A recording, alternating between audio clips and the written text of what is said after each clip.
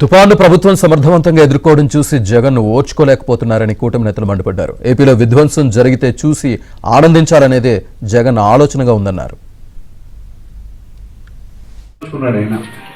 ఆయన తరపున ఇవాళ తుఫాను వచ్చి వెళ్ళిపోయిన తర్వాత ఏ నష్టం జరగకపోతే వాళ్ళు వచ్చి కొంతమంది నాయకులు వచ్చి ఇక్కడ మాట్లాడుతూ ఉన్నారు.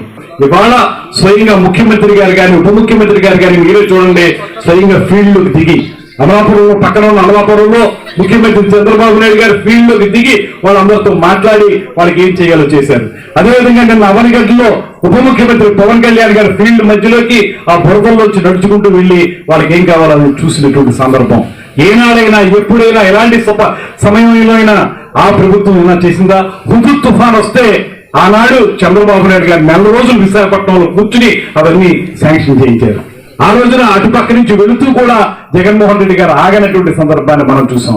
తుఫానుల నుంచి ప్రజల్ని రక్షించాలంటే అది కేవలం చంద్రబాబు నాయుడు గారి వల్ల మాత్రమే అవుతుందనేటువంటి మాట మనందరం కూడా చెప్పుకుంటున్నటువంటి మాట. ఈ యొక్క ఓందా తుఫానుకి జరిగిన నష్టాన్ని ఎంత మేర కేంద్రం పెద్ద ఎత్తున సహకరించడానికి కూడా మోడీ గారి ప్రభుత్వం సిద్ధంగా ఉంది. ఆ విధంగా కేంద్ర రాష్ట్ర ప్రభుత్వాలు నిన్న పంట చూడటానికి కూడా పవన్ కళ్యాణ్ గారు కూడా నిన్న వెళ్ళి కొంత ఏరియా మాగాణి దెబ్బతిన్న ఏరియా చూడటం జరిగింది, వరి పొలాలు. ఆ విధంగా కేంద్రం కూడా ఎంత పెద్ద ఎత్తున సహాయం చేయాలనేటువంటి ఆలోచన కూడా చేస్తాం. ఎందుకంటే గత 5 ఏళ్ళు విధ్వంసం చేశారు వ్యవస్థలన్నీ, సిస్టాన్ని దెబ్బతీశారు, విధ్వంసం చేశారు వ్యవస్థల్ని. జరగాల్సినటువంటి సహాయం రైతులకు కావచ్చు, అటు ఆరోగ్యశ్రీకి కావచ్చు, ఎక్కడ కూడా బకాయిలు పెట్టిపోయి జగన్మోహన్ రెడ్డి వ్యవస్థలను నాశనం చేసిపోయారు.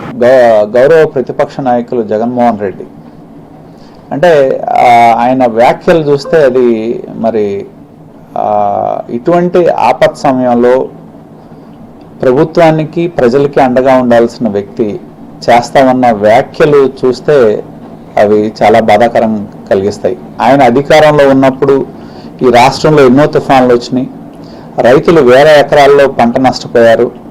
ఎప్పుడు ఏ రోజు కూడా కాలు పంట చేలో పెట్టిన వ్యక్తి ఇవాళ ఎక్కడ బెంగళూరులో ప్యాలెస్లో కూర్చొని మరి వాళ్ళ పార్టీ యంత్రాంగంతో సమీక్ష జరిపినట్టు.